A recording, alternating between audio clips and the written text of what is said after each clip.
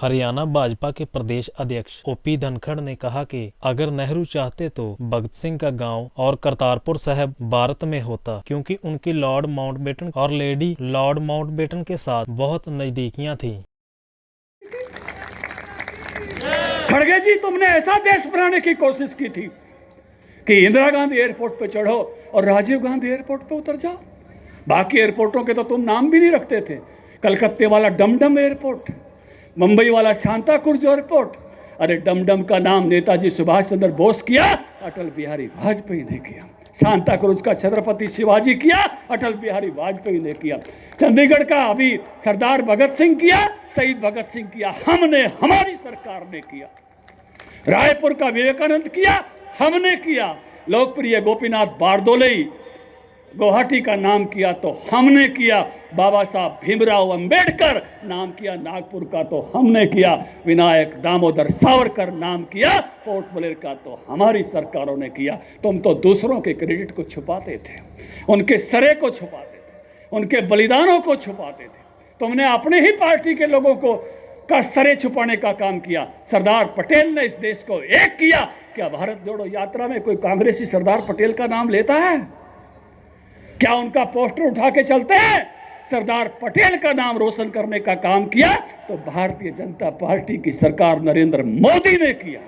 वैसे उनके स्मारक बनाकर काम करने का काम किया, हर वीर को उजागर करने का काम किया। ये भारतीय जनता पार्टी की सोच है कि उनका सरे उनको मिलना चाहिए, क्योंकि उनको याद करने से रामधारी सिंह दिनकर जब भगत सिंह राजगुरु सुखदेव की समाधि पर गए, उन्होंने मिट्टी का टुकड़ा उठाकर 2 लाइन लिखी थी।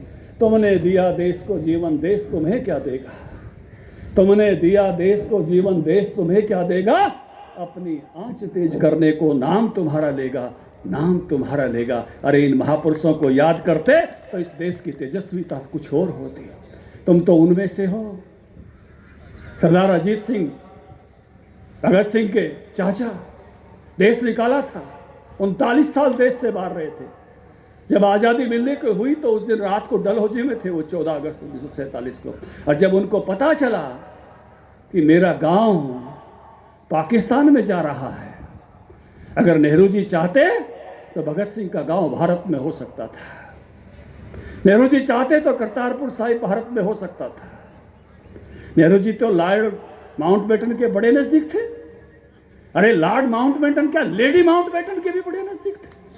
मैं तो पैदा भी नहीं हुआ था, इतिहास कहता है। लेकिन भगत सिंह के चाचा सरदार अजीत सिंह 15 अगस्त 1947 को सुबह इसलिए प्राण त्याग गए कि जिस देश की आज़ादी के लिए मेरी 3 पीढ़ियां लड़ी, उस आज़ादी में मेरा गांव शामिल नहीं है। पंचफोल में उनकी समाधि है, कभी जाओ तो उस वीर को नमन करके आना।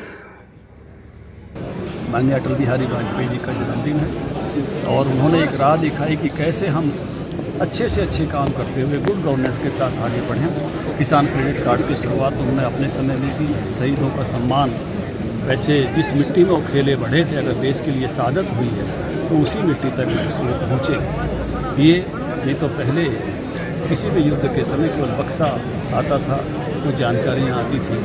शहीदों का जिस प्रकार से सम्मान उन्होंने अपने समय में किया, भारत को परमाणु से राष्ट्र बनाया, ऐसे महापुरुष को आज हम सुशासन दिवस में याद कर रहे हैं और कैसे हम उनके कामों को और आगे बढ़ाएं, उसकी प्रेरणा हमें है। आज क्रिसमस भी है, मैं ईसाई बंधुओं को क्रिसमस के त्यौहार की बधाई देता हूँ।